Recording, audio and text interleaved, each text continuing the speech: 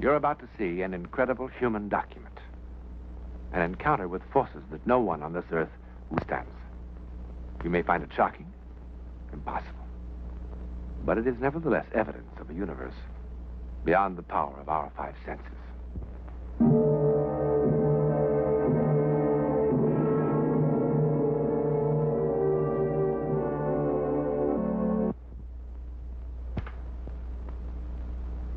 You know, the further man probes into outer space, the more riddles he uncovers.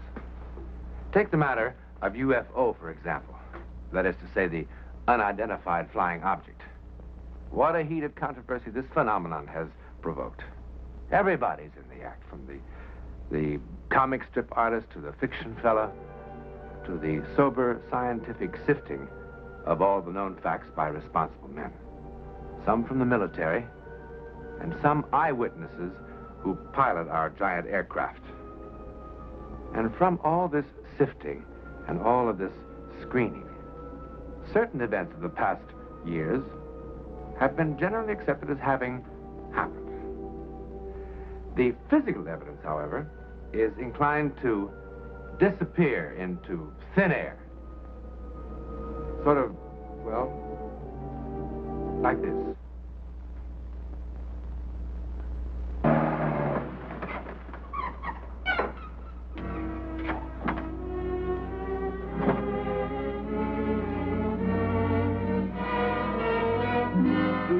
What was his last definite position report? Over Loon Lake, Mr. McCoy. He said he completed the survey and was starting back, but it's his last transmission you've got to hear. What time did he call in from Loon Lake? 15:20. And his last report? Before I called you, 16:20. It's here on the recorder, Mr. McCoy. I'll put it on and you can hear it.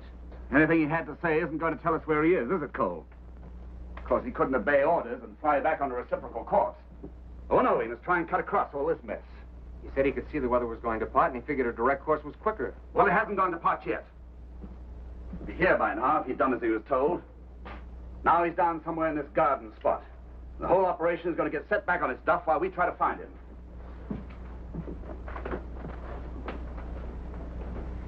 Mr. McCoy, you'd better hear what Mr. Rand had to say. We'll have to wait till the morning. What's it supposed to be like tomorrow? Not too bad.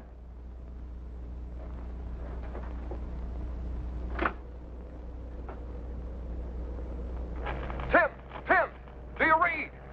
I've just taken the most fantastic roll of film anyone ever heard of. It was right there, right in front of me. Out of the clouds like the side of a mountain. Tim, do you read? Listen, there it is again, coming back, coming right at me. Oh, my! Is that all? That's all.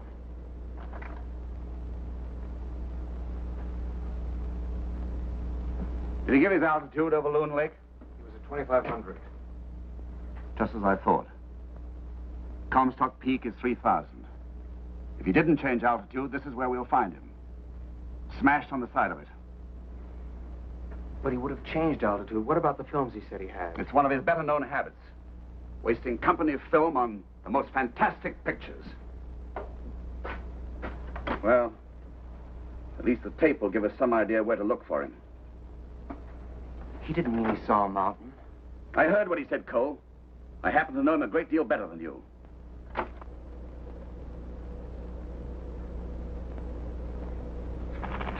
Tim, do you read? I've just taken the most fantastic roll of film anyone ever heard of. It was right there, right in front of me. Out of the clouds like the side of a mountain. Tim, do you read? Listen, there it is again, coming back, coming right at me. Oh, my! You better keep at it. He's not too badly banged up. Perhaps he can get some word out. If you hear anything, give me a call. I'll be in the office. Mr. McCoy, how can a mountain come back at you?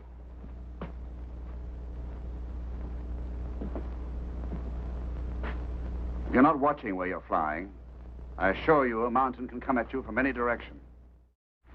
You wish to see me, boss? Yes, come in, Jacques. What a lousy night. You heard about Rand?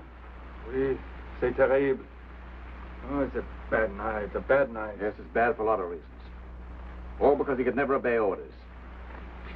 Jack, how much more time have we got before we have to close up for the winter? It is a hard one to say. So far we have luck.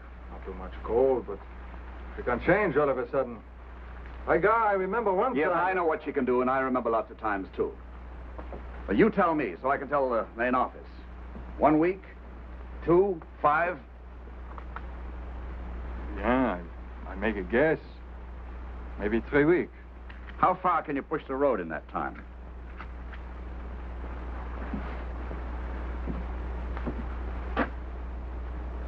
To the rock face at point 6, I think. Beyond the rock face to point 7. And I don't think I know. When we come back in the spring, I want to be this far. Maybe you give me twice as many men to do the job, huh? You've got all the men you need, Jack. Work them double shifts if you have to. Work them at night. Sure, we work them on a night like this. What kind of men you think we are? I thought you were road builders. That mine isn't going to do the company any good until we start taking ore out of it. We can't do that without a road. Bote will do the best he can, but he will be an hated man. Bon. Listen, another thing. If I am to do the impossible, I must have the helicopter. It's on its way over for number 3 by daylight. But you will be using it to locate Monsieur Rand, and that may take some time. Well, the Beechcraft will do the searching for Rand. It's on its way up from base headquarters. When it locates him, we'll borrow the helicopter long enough to go in and get him out. Would not the helicopter do a better job of searching than a big plane like that? You stick to the job of road building, Jacques. Let me worry about finding Rand.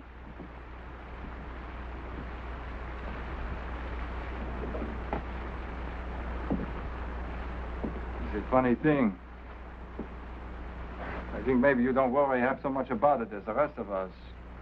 I'm sorry you think that. Poor fellow, he's probably dead. He hit the mountain, huh? Yep, that's the way it looks. Could not have hit something else? Doubt it. Nothing else very high in that area. We'll see in the morning. That is not what I meant. I mean, could he not have hit something else in the sky? Like what? No other planes around here. Well? I suppose it is impossible, but... Well, Pierre, he became all excited. He think he saw something in the sky. Very strange looking. Like, a big cigar, he says. You know, Pierre told me so last week. A flying saucer. This week, it's a flying cigar. Next week, it ought to be something very special. You don't believe such things could happen, huh? No. Nothing knocked Bob Rand out of the sky, Jacques. But his own poor judgment.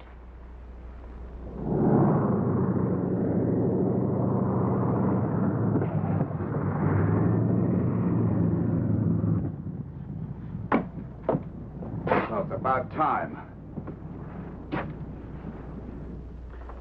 We think he's down here on the mountain somewhere. But since his last known position was over Loon Lake, I'd suggest if you don't spot him on the mountain, you use it as a center point from which to expand your search. What about the chopper? Is it going to work with us? It's on its way over now from number 3. Tim here has been in contact with Lawrence. He'll be listening in on your frequency. If you spot Rand, he'll move in and pick him up. I don't read you clearly. You mean the chopper isn't going to help us hunt for Rand? It'll just be brought in if we find him. That's right, Blake. But, sir, Lawrence in a helicopter can get in there. Let me explain it just once. Your plane can cover more territory faster than Lawrence and 6 helicopters. He and his chopper will be working with Jacques Beauté on the roadside, right here. But, sir, a chopper could get Blake, in there. this weather isn't going to hold up for long. I suggest we stop wasting time. Rand's time. Just one other thing. Rand always carried a chute for some silly reason. If he survived the crash, he'll use it as a signal. So watch out for it. Any more questions? Yes, sir. What about that plane you've got outside? Isn't it going to be used in the search? Not unless you want to look for 2 planes. It's got ignition trouble, and nobody seems to know the cause. Well, I could find the cause. I'm an A&E. You find Rand first, Tobin, if...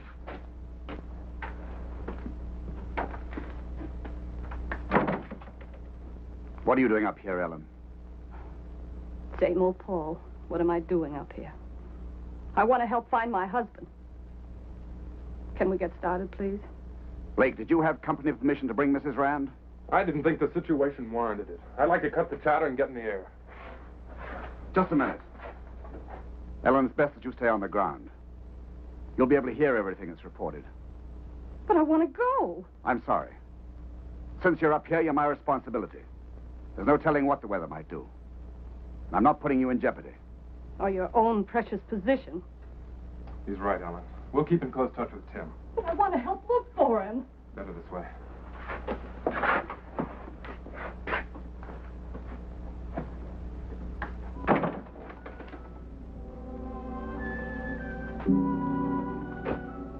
You've never forgiven me, have you? Not even now. You got it all wrong, Ellen.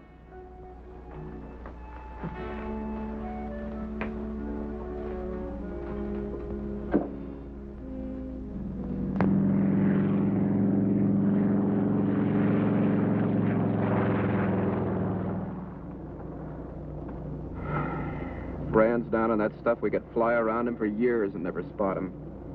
Be worse if there was snow. There's gonna be a lot of that soon. What's the matter with that guy, McCord, anyway? Doesn't he know a chopper was made for this kind of work? Could fly lower and slower. Use your eyes more and your mouth less. Anybody'd think McCord would just as soon not find Rand. When's building a lousy road through this stuff more important than finding a man down in it? I'm gonna go lower and try this side of the mountain again. You get on the horn and tell him we've traced Rand's supposed route from Loon Lake. All right. If we don't find anything, we'll start expanding our search from here. Negative. We're starting a square pattern search using the lake and mountains as opposite coordinates.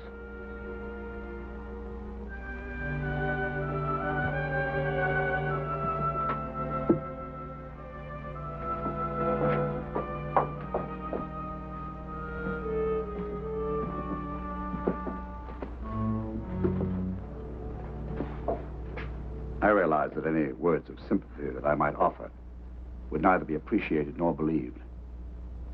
But I want you to understand one thing, Ellen.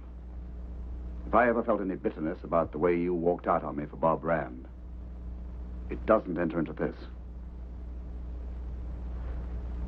You never liked him. No, I never did. That's beside the point. You tried to prevent him from coming up here to make the survey. True. Your husband could never obey orders. That's why we're looking for him now.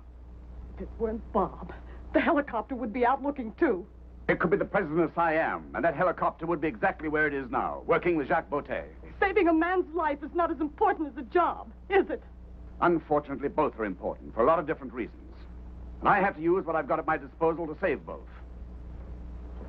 How could I ever have loved you? Did you? You had a dandy way of showing it. Mr. McCord.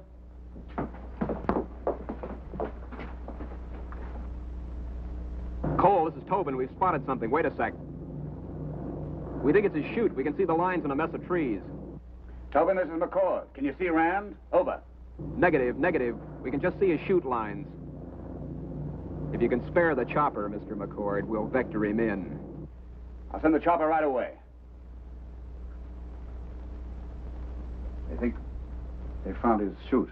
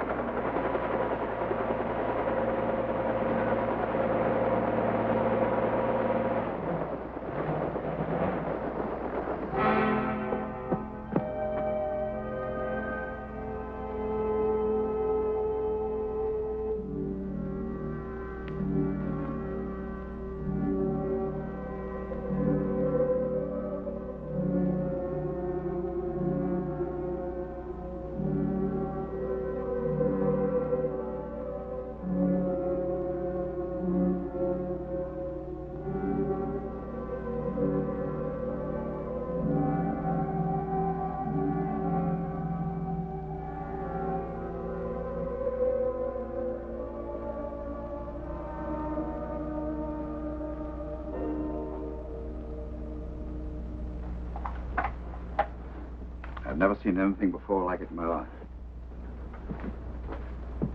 I'll have it sent to the lab for analysis.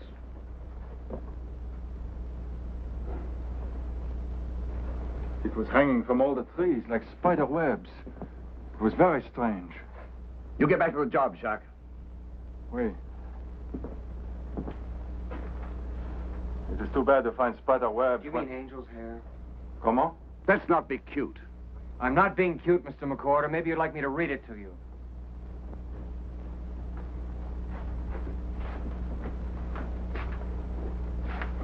April 15th, 1953, Auckland, New Zealand. A mass of strange white substance drifted down from the sky today over Angawanga. It covered fields, buildings, wires, trees, and fences for hundreds of yards around. Here's another one. November 16th, 1953, San Fernando Valley. A fluffy blanket, dead white, with delicate rope-like strands, may be the San Fernando Valley's first physical contact with visitors from outer space.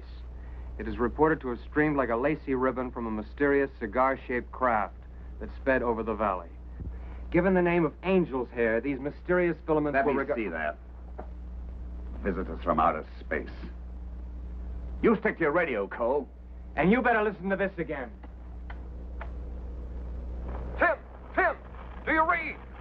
I've just taken the most fantastic roll of film anyone ever heard of. It was right there, right in front of me, out of the clouds like the side of a mountain. Tim, do you read? Listen, there it is again, coming back, coming right at me. What happened?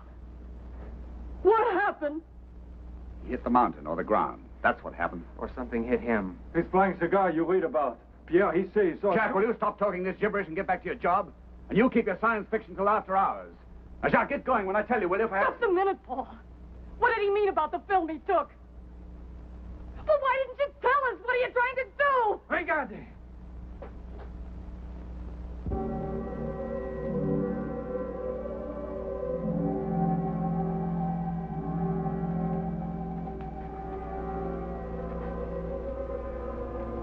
It vanished. I can quote it if you like. In every instance where angel's hair has been found, it disintegrates soon after being handled.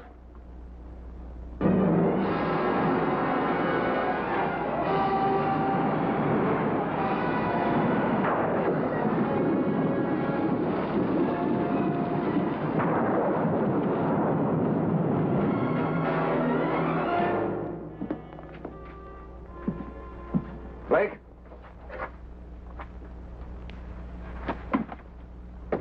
How soon can you take off? Well, we can probably get off now. The main office wants you back as fast as you can get there. You mean we're calling off the search for Rand? No. Tobin's got my plane fixed. I'll use it. That'll be nice. Assuming that Rand survived crashing into the mountain, or running into a cigar from the planet Mars, do you suppose he or any other man could survive a 3-day storm such as we just had? I don't know. Well, I do. It must be nice to be so sure of yourself, especially with another man's life. As I said, I'll continue the search in my plane. You've got your orders, Blake. You take Mrs. Rand with you. I think I've got it fixed now, sir.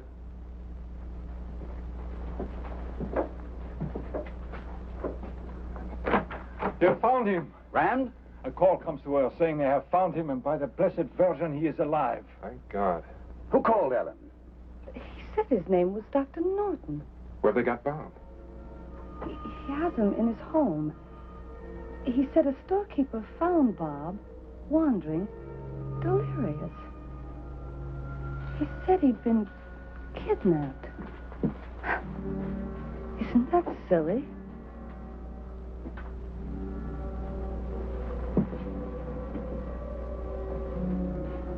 Where's the doctor got him, Ellen? That's silly, too. Bob was lucid long enough to tell him where to call me. He knew I'd be up here looking. The doctor said he was calling from a place called Wyatt.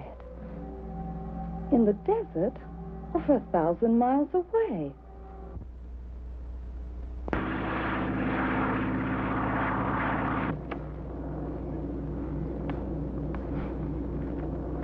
How is she? Pill worked. She's asleep. Why don't you try and psych out? Blake, Is it aerodynamically or meteorologically possible? He had about 2 hours of gas when he called in last. His plane cruised at 120 miles an hour. You figure it out. But with a strong wind. They don't make them that strong around here. But it couldn't be. All that way. I just won't believe it. Perhaps half of believing is being able to accept the unusual. I remember something that happened to me a few years ago in the Air Force that reminds me of Rand. You mean the Kinross thing? Yeah, radar picked up a UFO over Lake Superior. They scrambled a night fighter after it. The two were seen to meet and join on the radarscope. Then the UFO took off like a bat and disappeared. No trace of the fighter was ever found. Isn't it marvelous? The literature you young men read these days. Men from outer space. Stranger cases than that have been sworn to. Even incidents of reported kidnappings. By men from Mars. Listen, I live with both feet on the earth. Maybe your head in it, McCord. If you'd read the newspapers, you'd find that some astronomers claim that the moons of Mars are artificial. Oh, sure. Our moon is made of green cheese. We're on the verge of space exploration ourselves. Why is it so hard to believe that others might have beaten us to it? It's a pretty big place, chum. Now, maybe you're smarter than all the rest of us. Maybe you know what lies out there, huh? Better hold the phone till we hear from Rand.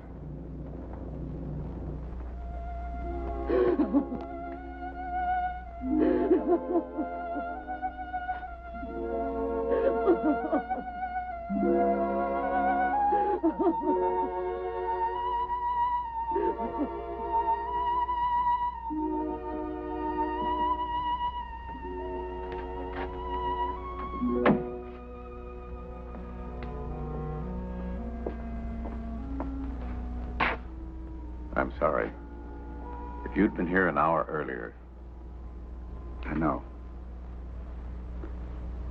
I suppose exposure to that desert out there is as bad as it is up in our country. Exposure? Exposure had nothing to do with it. Shock. Very deep shock is what he died of. But if he were out there for 4 days... He wasn't out there for more than a half hour. Joe Breen saw his parachute coming down at 11 o'clock. We had him in here in bed 1 hour later.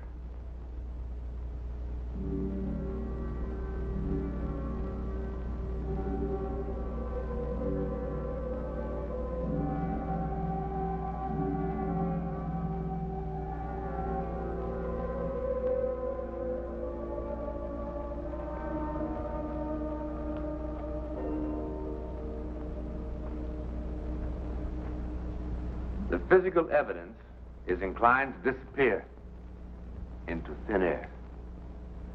Bob Rand was found over 1,000 miles from here. His last position report. Now, how could a small plane, whose top speed was 120 miles an hour, carrying a 2-hour supply of gasoline, possibly cover such a distance? And even if it could, with the help of an incredible wind, where was Bob Rand during the 4 days between the time he vanished and the time he landed in the desert by parachute? Now, the doctor said he babbled something about being kidnapped. Delirious, of course. But no trace of the plane he flew or the film he took has ever been found. Kidnapped? By whom? Or what? Held prisoner? Where?